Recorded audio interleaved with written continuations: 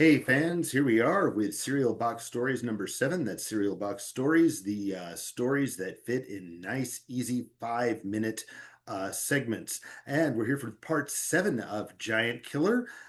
So here we go, and hope you enjoy. The giants were asleep, just as I had predicted they would be. Beings that massive could never shed enough heat to function in daylight.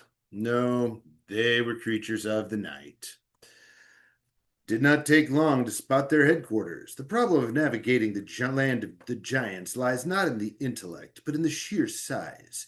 Pressing on toward the castle, any room of which could have housed a wing of the imperial palace, I stole through the day.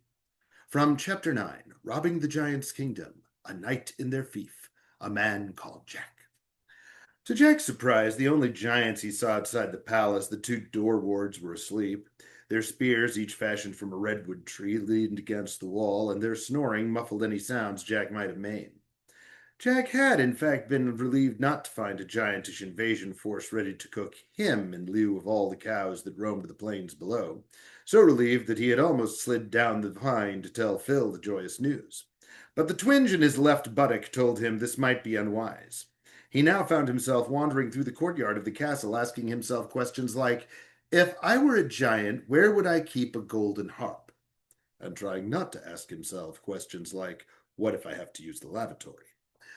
There is a peculiar kind of fear that only happens to people in childhood, specifically during the part where they are 10 years old and exploring on a dare the abandoned and almost certainly haunted house at the edge of town, thus risking parental hysteria, peer disapproval, and disembowelment by unspeakable evil.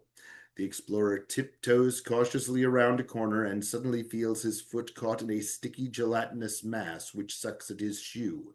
The sensation thus felt, upon discovery that the shoe is not in fact caught in the digestive pseudopodia of a hideous creature that will digest him slowly over millennia, but rather in the droppings of a nomadic and fairly ill dog, is a horror unique unto itself. But it was a sensation much like this that Jack encountered when he entered the smaller courtyard of the central keep and, ready to be seized and eaten at any time by armed giants, found himself confronted by a large woman in a plaid dress.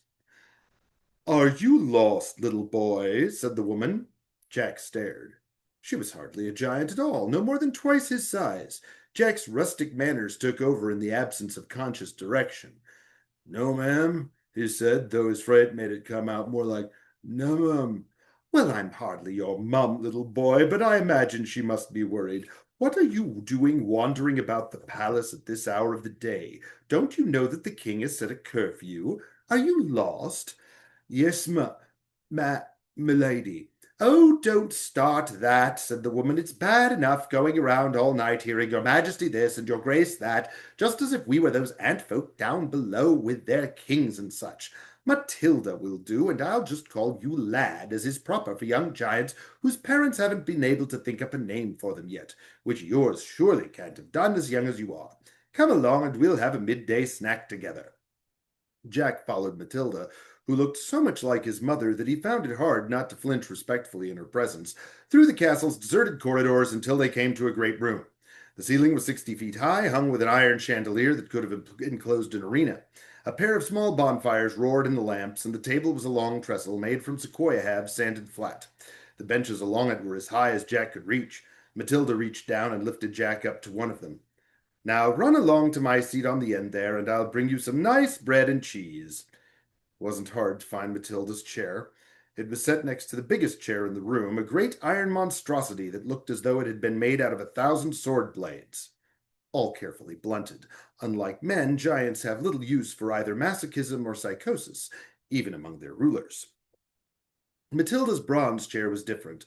It was piled with cushions and had steps leading up to it.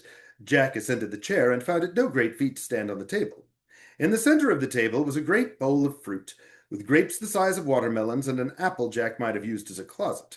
Flanking the bowl, apparently asleep, sat two golden shapes. The first was a great golden hen with rose gold crest and yellow gold feathers. She was about half the size of Phil. The other shape could only be the golden harp. Golden it was, a floor harp of the kind played at imperial banquets. Jack might have been able to lift it. To a giant, it was a simple hand harp, or would have been had the harp not only possessed hands and feet, and the body between them. The woman was not chained to the harp. She flowed into it, her golden skin blending into the gold of the harp until it was impossible to tell the two apart. Only her hair was not golden, a mass of ebony hair that curled around her body. She too was asleep. Jack was not familiar with the term exotic beauty, having been born and raised in the country where heavy farm work meant that beards were the most reliable way of telling genders apart, but he was dimly aware that here was a magic of the sort that sang in the blood. He felt a pounding in his chest. All right, that's a good place to stop for part 7 of Cereal Box Stories. And we're going to move on to part 8, hopefully next week. Until then, as the werewolf said, like and subscribe. Thank you very much.